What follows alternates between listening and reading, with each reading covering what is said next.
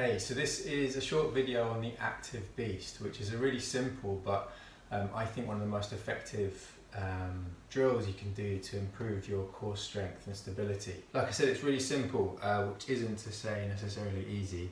But all you need to do is come up into this quadrupedal position, this 4-point contact position where I've got my hands and my toes on the floor and nothing else. My knees are hovering about an inch off the floor.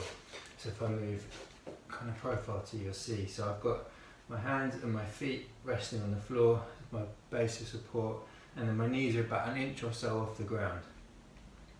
I'm pushing through my upper back, my shoulders, and my hands are beneath my shoulders and they're about shoulder width apart, and likewise my feet are just a little bit more than hip width apart, as are my knees. So I've got this nice solid square base of support here. And the other thing to pay attention to is the position of your hands relative to your knees.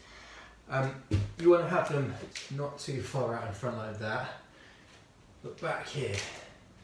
So then from this position, what we're going to do is, so if you did nothing in this position and just stayed like this, you will feel it in your core and in your shoulders. Then if you want to add a degree of difficulty, you take one hand off and then put it back on, other hand off and put it back on. Let me flip around so facing you.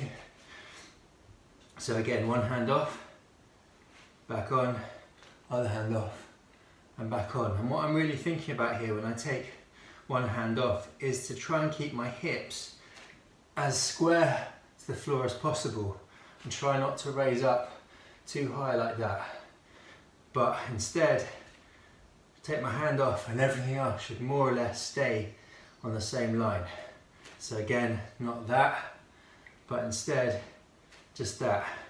And try and keep my knees and my hips as square as possible. There will be a little bit of deviation, but there shouldn't be a massive amount. You want to stay as square as possible. Whew. And then what you can do to develop that even further and develop your stability and balance and your strength is come back up into this active beast, and instead of just taking a hand off, this time I'm going to go around in a circle. So left hand off, right hand off, right foot off, left foot off, left hand, right foot, left foot, and do a few rounds of this. And again, try and maintain as stable and as square a position to the floor as possible, rather than wobbling around all over the place. Once you're comfortable there, and we'll progress it one stage further, we're going to do the same again, but this time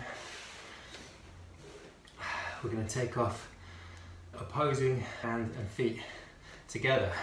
So I'm going to take left hand and right foot off, and right hand and left foot off. So you can see hand and foot, hand and foot, hand and foot, hand and foot.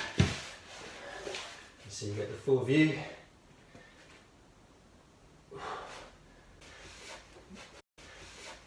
And the whole time I'm thinking about pushing through, really strong through the shoulder and upper back and core to maintain my balance.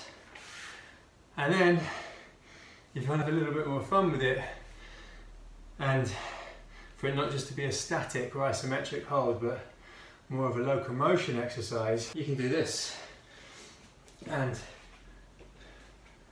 move across the space, across the floor, contralaterally, just like the bear crawl, but now we're lower down. So doing left hand comes up and right foot comes up, right hand and left foot. So opposites.